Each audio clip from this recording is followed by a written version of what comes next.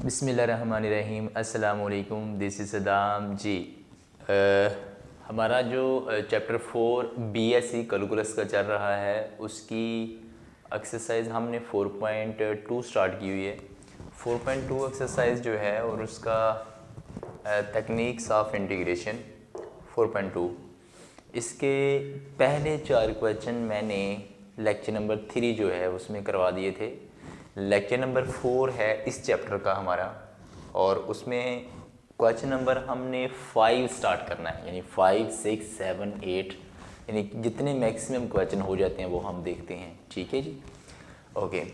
Question number हम देखा जाए 4.2 का, तो क्वेश्चन नंबर हमारा जो है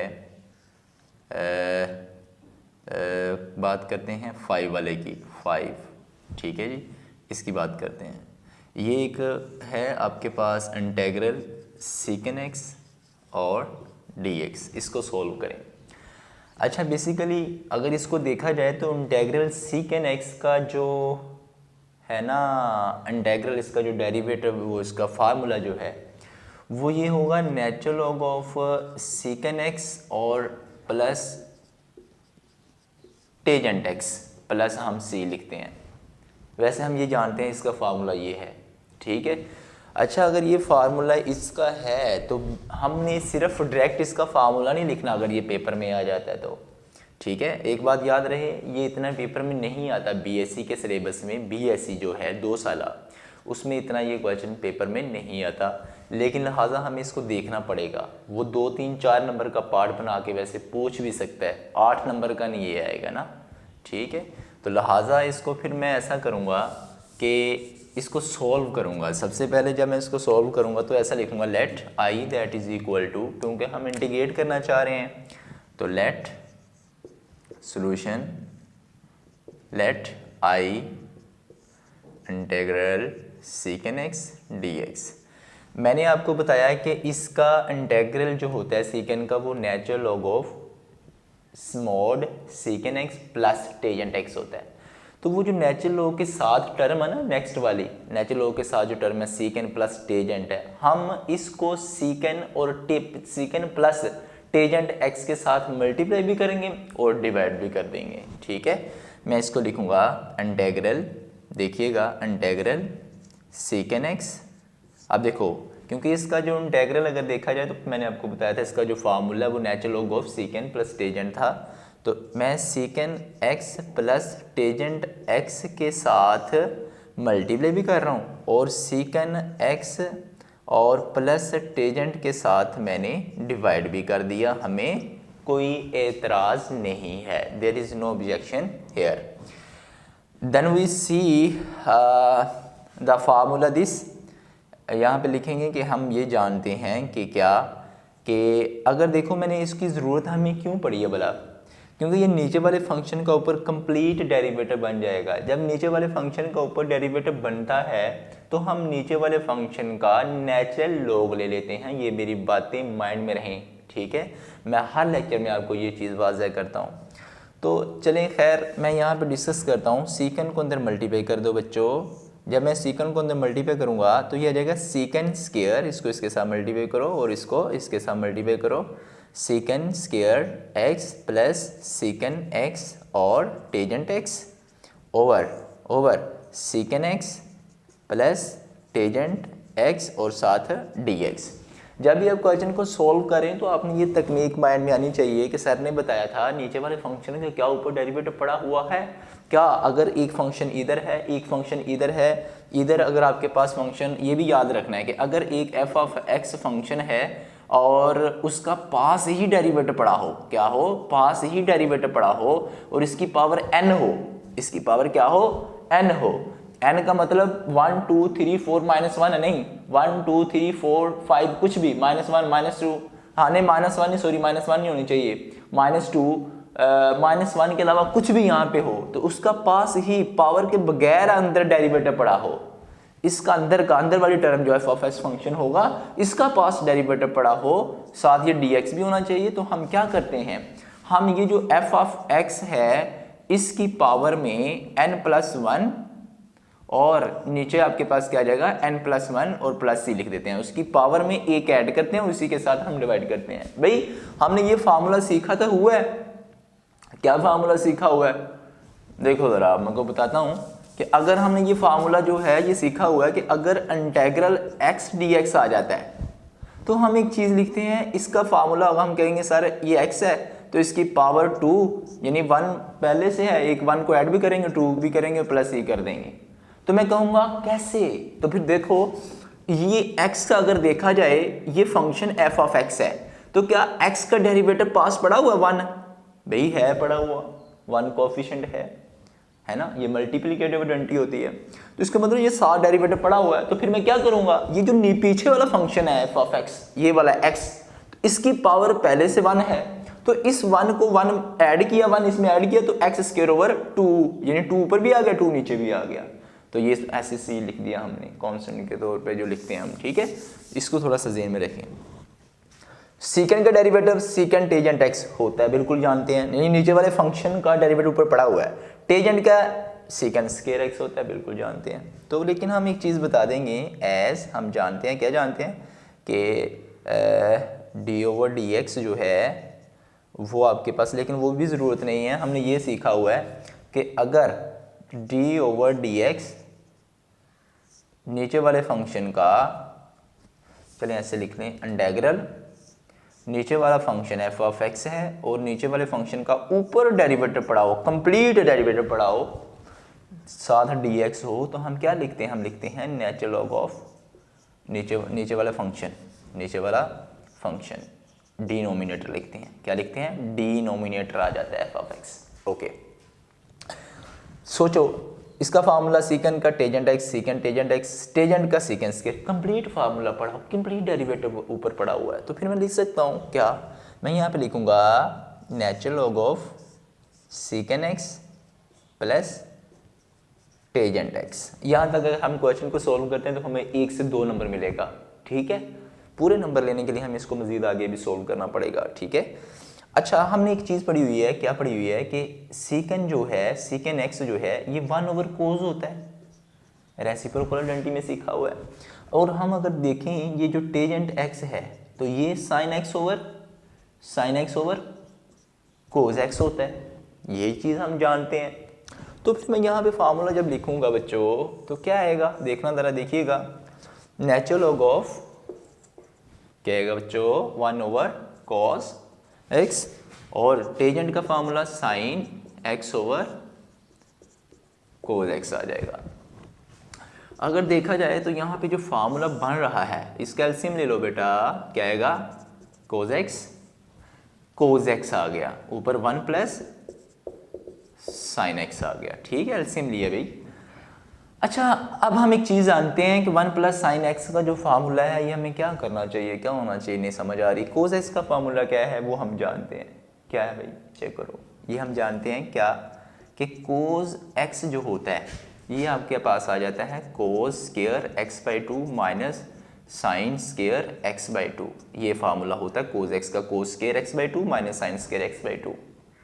अगर कोई बच्चा कहता है सर ये कैसे आता है, तो भाई ये जो कोस एक्स है, ये जो कोस एक्स है इसको मैं ऐसे लिख सकता हूँ x/2 plus x/2 cos alpha cos beta, इसका फार्मूला लगाओ। जब इसका फार्मूला लगाएंगे तो इसको ओपन करेंगे, इसको सॉल्व करेंगे तो ये बन जाएगा भाई, बेशक चेक कर लीजिएगा, ठीक है।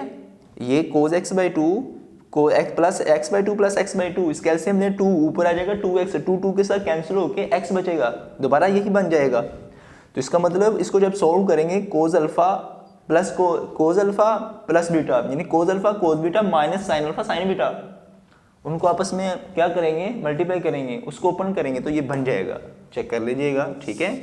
चलेंगे सॉल्व करते हैं।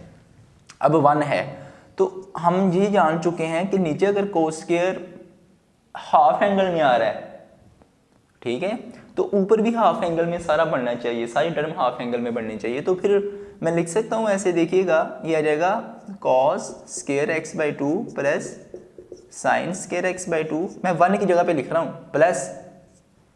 प्लस साइन x का फार्मूला तो हम जानते हैं हाफ एंगल वाला, ये आ जाएगा 2 sign x/2 cos x/2 over कोस का फार्मूला क्या है बच्चों, ये रहेगा cos square x/2 minus sine square x/2। ये फार्मूला तो हम जानते हैं। ये इसके बाद ये टर्म होगी। अब हम चलते हैं नेक्स्ट, मूव करते हैं, इधर मूव करते हैं ऊपर। चलें जी, cos square plus sine square, ये अगर देखा जाए तो ये किसका कंप्लीट फार्मूला बन रहा है। ये मान लीजिए ये a है, मान लीजिए ये b है, तो a प्लस बी का formula a square plus b square plus 2ab। तो फिर मैं लिख सकता हूँ ना ऐसे, क्या आएगा, नेचुरल लॉग ऑफ, ये जाएगा cos x/2 plus sine x/2 whole का स्क्वायर ओवर, नीचे आएगा बच्चों, क्या बताएं जरा, कोस स्क्वायर यानी a square minus b square, तो a माइनस बी फैक्टर में लिख सकता हूँ, a square minus b square हो, हम क्या जानते हैं कि a square minus b square हो, a माइनस बी और a प्लस बी लिख सकते हैं।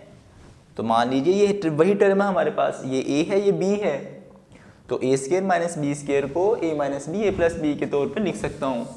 ठीक है, ये रहेगा cos x-2 minus sine x/2 और आ जाएगा बच्चों cos x/2 plus sine x/2, ये आ गया। ठीक है, अच्छा अब नेक्स्ट अगर देखा जाए, यहाँ तक तो हमें समझ आ गई बात की। ओके,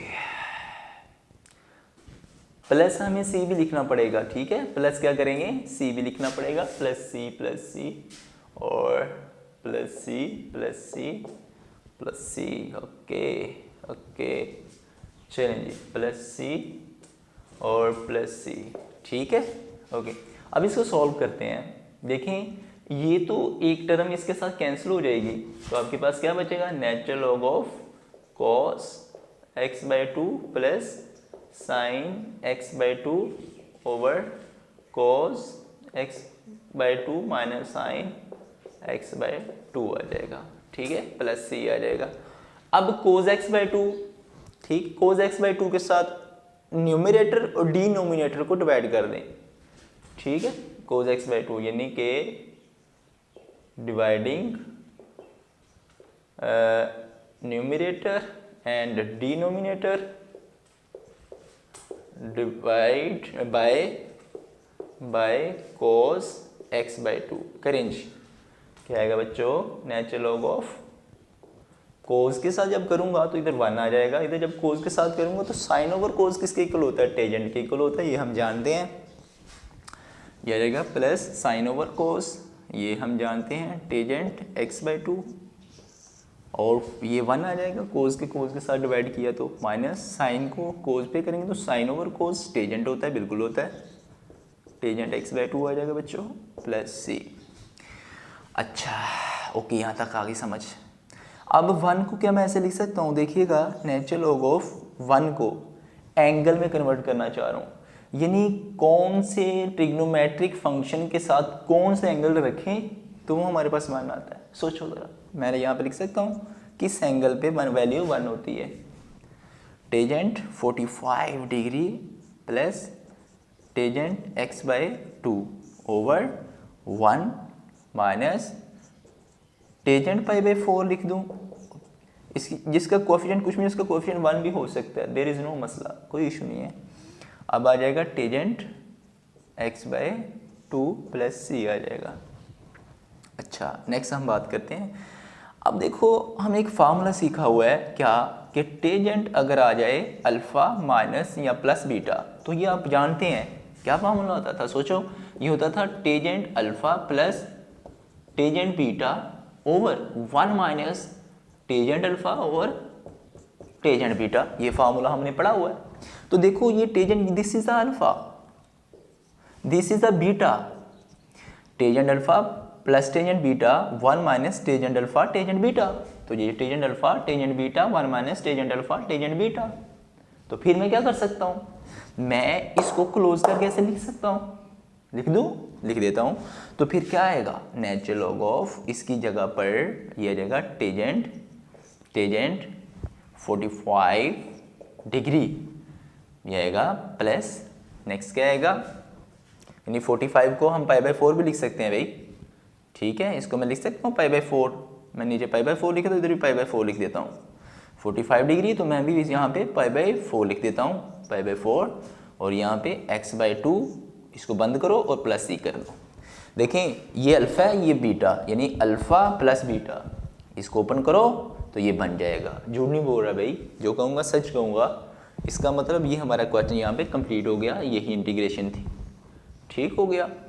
तो ये क्वेश्चन हमारा सोल्व हो गया। इंशाल्लाह हम देखते हैं नेक्स्ट क्वेश्चन। नेक्स्ट क्वेश्चन अगर देखा जाए तो मेरा ख्याल है वहाँ पे क्वेश्चन नंबर जो है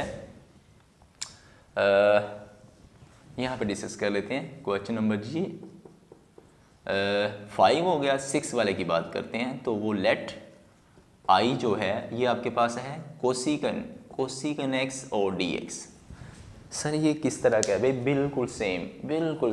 पहली बात ये है कि इंटीग्रल कोसिकन क्या फार्मूला है इसका formula natural log of कोसिकन x minus cot x. जो कोसिकन माइनस कोट आया ना उसके साथ मल्टीप्लाई कर दें, उसी के साथ डिवाइड कर देंगे, जिस तरह ये मैंने किया है। तो फिर मैं यहाँ पे लिखूंगा इंटीग्रल कोसिकन एक्स और minus cot x over कोसिकन x minus cot x, साथ है जगह डी एक्स। तो कोसिकन को अगर मल्टीप्लाई करो तो क्या आएगा? कोसिकन स्क्वायर एक्स माइनस कोसिकन एक्स और कोट एक्स आ गया, ओवर नीचे आ जाएगा कोसिकन एक्स माइनस कोट एक्स, साथ ही आ जाएगा डी एक्स। तो अब देखो ज़रा, सोचो ज़रा, हम ये चीज़ जानते हैं, क्या जानते हैं कि हम ये चीज़ जानते हैं कि इंटीग्रल अगर आपके पास नीचे फंक्शन एफ ऑफ एक्स हो, नीचे फंक्शन हो, उसकी पावर 1 हो पावर उसकी, तो ऊपर नीचे वाले फंक्शन का कंप्लीट डेरिवेटिव पड़ा हो, तो क्या करते हैं बच्चों? हम ये जानते हैं उसका जो फार्मूला होता है, हम F of natural log of नीचे वाला फंक्शन ले लेते हैं प्लस सी लिख देते हैं। ये तो हम जानते हैं, बिल्कुल जानते हैं, ठीक है, ओके। तो फिर यहाँ पे मैं फार्मूला यूज़ कर सकता हूँ कि नीचे वाले फंक्शन का अगर देखा जाए तो ऊपर डेरिवेटिव पड़ा हुआ है। कैसे? क्योंकि कोसिकन एक्स का derivative minus cosec cot x होता है, जो कि ऊपर पड़ा हुआ है, चेक कर लो। और फिर हमने ये पढ़ा हुआ है कि अगर माइनस कोट एक्स हो तो माइनस कोट एक्स का डेरिवेटिव जो है वो कोसिकन स्क्वायर होता है, माइनस कोट का। वैसे कोट का अगर देखा जाए तो वो माइनस कोसिकन, लेकिन यहाँ पे पीछे है ना माइनस, तो वो माइनस के साथ कैंसिल हो जाएगा, ठीक है। यानी माइनस कोट एक्स का जो डेरिवेटिव होगा वो कोसिकन स्क्वायर होगा। तो फिर इसका मतलब नीचे वाले फंक्शन का ऊपर कंप्लीट डेरिवेटिव पड़ा हुआ है। तो फिर पड़ा हुआ है तो फिर हम फार्मूला यूज करेंगे यहाँ पे। देखो ये फिर यहाँ पे लिख दूंगा नेचुरल लॉग ऑफ आ जाएगा, नीचे डेरिवेटिव पड़ा हुआ है, तो फिर इसको मैं लिखूंगा secant x minus cot x plus C लिख दूंगा। तो फिर मैं इसको ऐसे भी लिख सकता हूँ कि नेचुरल लॉग सीकन को 1 ओवर कोज लिख दूँ, और कोज को सीकन को 1 ओवर कोस, और कोट को सीकन माइनस कोट कोसिकन, सॉरी क्या आएगा? कोसिकन एक्स, तो कोसिकन एक्स को 1 ओवर साइन एक्स लिख सकता हूँ, और कोट को cos x over sine x लिख सकता हूँ। भाई चेक करो, ये आ गया। अब यहाँ पे अगर देखा जाए तो एलसीएम क्या आ रहा है? साइन एक्स एलसीएम आ रहा है। क्या आ रहा है? साइन एक्स एलसीएम आ रहा है। तो साइन एक्स अगर नीचे सेम है तो ऊपर वाली वैल्यू बिल्कुल सेम आ जाती है, माइनस कोस एक्स आ जाएगा, ठीक है। तो अब मैं यहाँ से रेज करके इसको दोबारा करता हूँ। यहाँ पे ये मैं थोड़ा सा रेज कर देता हूँ, यहाँ से रेज कर देता हूँ, ठीक है। ये आपने कर लिया होगा, मुझे उम्मीद है कि आपको समझ आ गई होगी। चलिए इंशाल्लाह हम नेक्स्ट डिस्कस करते हैं। तो नेचुरल लॉग ऑफ क्या आ जाएगा? हम ये चीज़ जानते हैं क्या कि 1 माइनस कोस एक्स जो होता है वो टू साइन स्क्वायर x/2 होगा। अगर प्लस आ जाए तो 2 कोस स्क्वायर x/2। तो हम ये भी जानते हैं कि साइन x जो है वो 2 साइन x/2 और कोस x/2 होगा। तो बच्चों फिर क्या आएगा? Natural log of 2 sine square x/2 और नीचे आ जाएगा 2 साइन x/2 और cos x/2 आएगा, प्लस सी आ जाएगा। भाई चेक करो, साइन x/2 2 के साथ कैंसिल, एक इसके साथ कैंसिल, तो natural log of sine x/2 cos x/2, तो टेजेंट x/2 प्लस सी आएगा। ये आंसर आ गया हमारा, ठीक है। ये क्वेश्चन कंप्लीट हो गया। भाई चेक करना, बाज औकात नेचुरल इंटीग्रल कोसिकेन एक्स की जगह पर मैं ये फार्मूला भी लिखा करूँगा।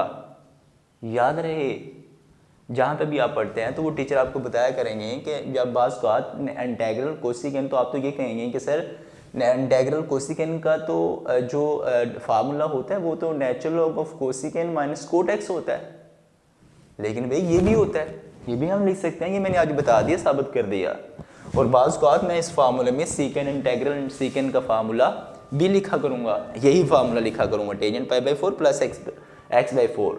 तो फिर आप ये नहीं कहेंगे कि सर ये कहाँ से आया, मैं कहूँगा वहाँ से आया जो कि मैंने आपको करवाया था। तो फिर लिहाजा इसको अच्छे तरीके से देख लीजिएगा।